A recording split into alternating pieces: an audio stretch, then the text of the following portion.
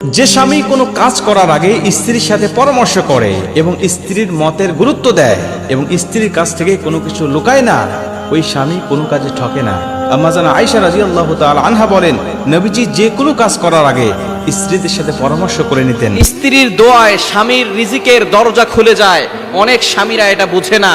অনেক স্বামীরা স্ত্রীকে কষ্ট দেয়, স্ত্রীকে মনে আঘাত দিয়ে কথা বলে, তাকে ক্রিটিসাইজ করে, তার পরিবারকে গালিগালাজ করে, কিন্তু অনেক স্বামীর রিজিকের দরজা কিন্তু স্ত্রীর দোয়ায় খুলে।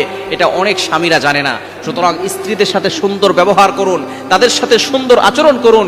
এজন্যই নবীজি সাল্লাল্লাহু আলাইহি সাল্লাম জানিয়ে দিয়েছেন, খায়রুকুম ওয়া খায়রুকুম আহলি, যে তার স্ত্রী যদি তার স্বামীর ব্যাপারে বলে যে আমার স্বামী ভালো, আল্লাহ তাকে ভালো বলবে।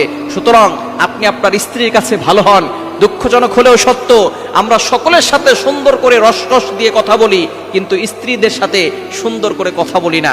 এজন্য আসুন স্ত্রীর সাথে সুন্দর ব্যবহার করি, তাহলেই সংসারে সুখ আসবে। যারা নেককার স্ত্রী, তাদের চারটা চিহ্ন থাকে, চারটা গুণ থাকে। নবীজি বলছে এই চারটা গুণ যদি কোনো স্ত্রীর মধ্যে থাকে, তাহলে বুঝে নিয়ে ওই স্ত্রী নেককার এবং ওই স্ত্রী জান্নাতি স্ত্রী। যেরকম সুবহানাল্লাহ। দেখেন তো আপনার স্ত্রীর মধ্যে মেলে কিনা? এই চারটা গুণের কয়টা গুণ আপনার স্ত্রীর মধ্যে আছে? মা বোনের আপনারা একটু মিলান নিজের সাথে, যে চারটা চিহ্ন বা চারটা গুণ এর মধ্যে আমার কয়টা আছে আর কয়টা নাই। যেটা নাই সেটা আপনি আমল করার চেষ্টা করেন।